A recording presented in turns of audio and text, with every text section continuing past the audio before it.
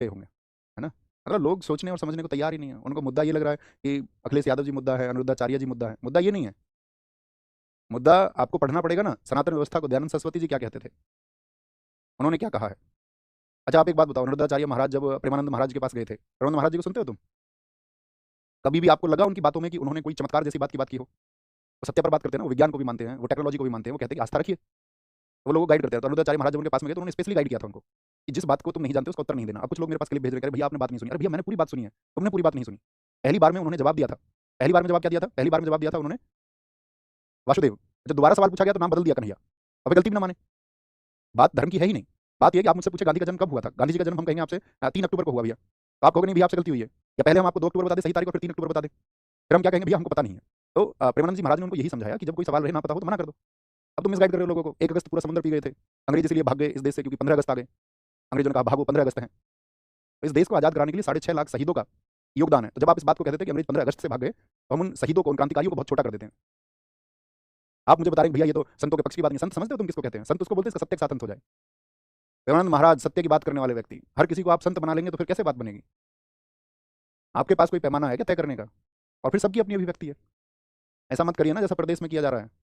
एक टीचर को गिरफ्तार कर लिया गया, पहले तो अभिव्यक्ति थी सबके पास में। भगत सिंह जी ने अंग्रेजी राज में लिखा मैं नास्तिक क्यों हूं। उन्होंने प्रमाण दिया, उन्होंने कहा मैं ईश्वर को नहीं मानता। इसका मतलब ये थोड़ी ब्रिटिश सरकार उनको इस बात के लिए फांसी दे देगी।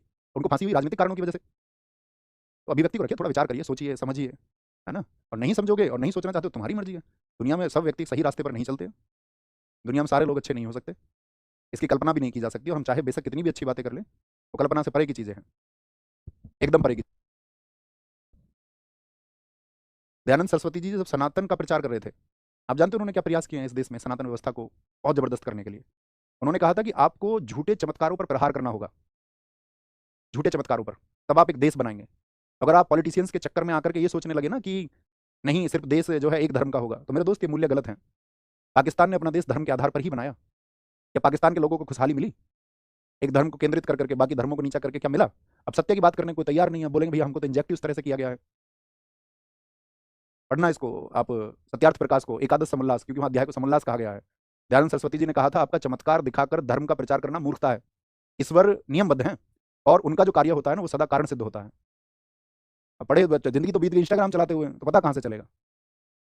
अच्छे लोगों को फॉलो करिए, अच्छे लोगों को सुनिए, और जब कोई व्यक्ति सही बात नहीं करता तो थोड़ा विरोध करना सीखिए।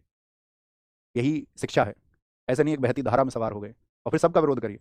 हम हमेशा अपनी कक्षाओं में कहते रहे हैं ये ईसाई लोग जो जल छिड़कते हैं चर्चों में जाकर के, ये पाखंड है। हमने हमेशा कहा छांगुर बाबा ने क्या किया यूपी में? तुम लगे रहे ना अंगूठी बनवाने के चक्कर में, धर्मांतरण के चक्कर में फंसे